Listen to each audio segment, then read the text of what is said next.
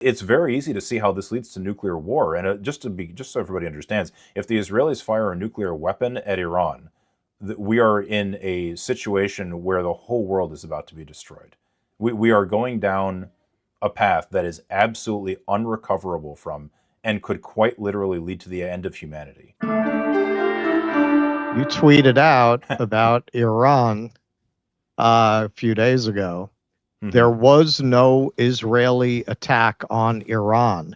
It was a U.S.-Israeli attack covered by an incredible level of duplicity from the administration, lying to Americans and in the Iran negotiations. We do not have to do these things. If we don't get control of our government, it is going to destroy us and the entire world. Now, we have reports already in just the first few days that Iran has hit a hospital. Let's take a look at that.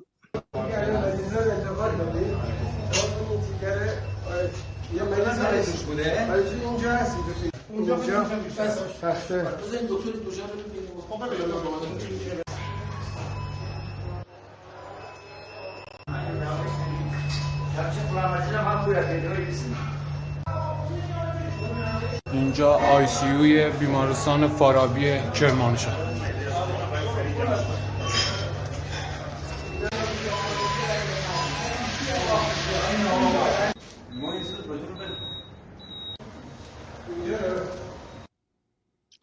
Now, between this and seemingly with very clear purpose hitting a TV station today, and from your station, while it was on the air, right, and from your experience in Gaza, would you say that destroying civilian infrastructure and health infrastructure at this point has become doctrine for the Israeli war planners, that it is standard operating procedure for Israel in war at this point to systematically destroy civilian and health infrastructure?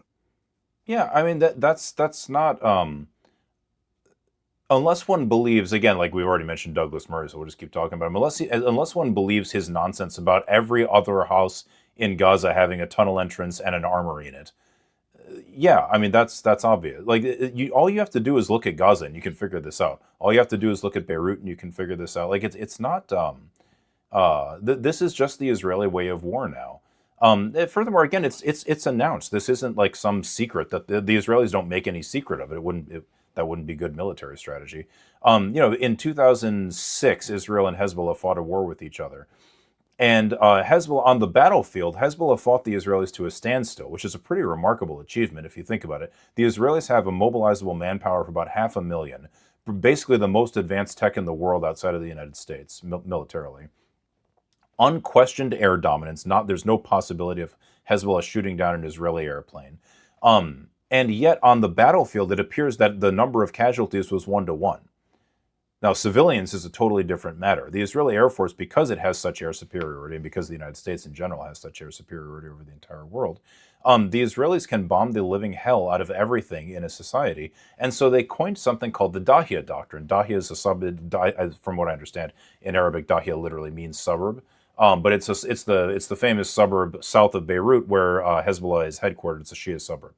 And they, in the 2006 war, they basically, in the last few days of the war, just leveled Dahiya with bombs as much as they could, after a UN ceasefire had already been announced, in fact. But yeah, and they just afterwards there were plenty of interviews. They weren't secret. It was secret from the American public, but it was public in the Israeli press.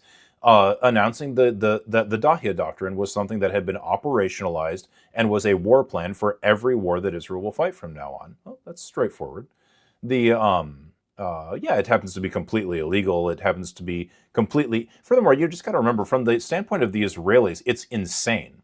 Like, when you're fighting Hezbollah, which is a militia of a few tens of thousands of people with no, right. It has some advanced arms, but it's not like it threatens the state of Israel. Or when you're fighting Hamas, which has no advanced arms and a few tens of thousands of people and lives in, it's a militia fighting out of a concentration camp.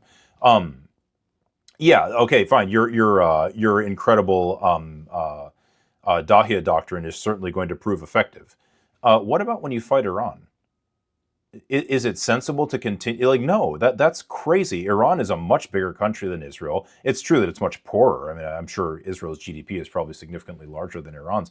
But Iran, the Israelis can bomb Iran until next year, and the Iranians are not going to have to give up. I mean, they've been bombing Gaza, tiny little Gaza is the size of Philadelphia. They've been bombing the ever-loving shit out of Gaza for 20 months at this point, 19 months, whatever it is. Has Hamas surrendered? Not hardly. Not hardly. I mean, Palestinian society is breaking down. There's no doubt about that. But so what's the plan? To bomb Iran for the next 150 years? Right. Well, and Iran can also hit them back, as we know. And that's the thing, is Iran can hit them back. You know, Iran, after the Israelis destroyed the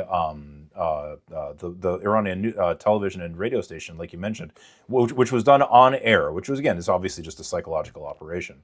It's back on the air now, apparently. But after that, Iran put on Twitter that everyone who works for Channel 12 and 14 in Israel must evacuate their offices immediately.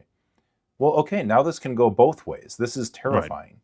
Like, this is a crazed and completely insane way of waging war. And this is the whole reason that there are laws of war.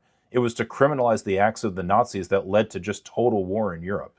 Well, okay, I mean, if the Israelis don't want to remember that particular, they only want to remember the Holocaust, they're going to be in some trouble. This is not a good situation for them. And I mean, it's been 4 days. Tel Aviv has been being hit with missiles every day, and these aren't the Hamas, Tinker rockets that don't do anything to anybody. These are huge munitions being fired by a country that has invested a huge amount of money in a giant missile program, probably being resupplied by China. This is not a joke. It's very easy to see how this leads to nuclear war. And just so everybody understands, if the Israelis fire a nuclear weapon at Iran, we are in a situation where the whole world is about to be destroyed. We are going down a path that is absolutely unrecoverable from, and could quite literally lead to the end of humanity. It's extremely dangerous what they're doing. And again, I say what they're doing, what we're doing. It's extremely dangerous what we are doing. And, if people don't want their kids dying in a nuclear fire, then we need to get control of our government, at least somewhat, and tell them they have to stop this. Come see us on tour in Glasgow, Manchester, Belfast, Dublin, Liverpool, Birmingham, and London. Go to jimmydore.com for a link for tickets.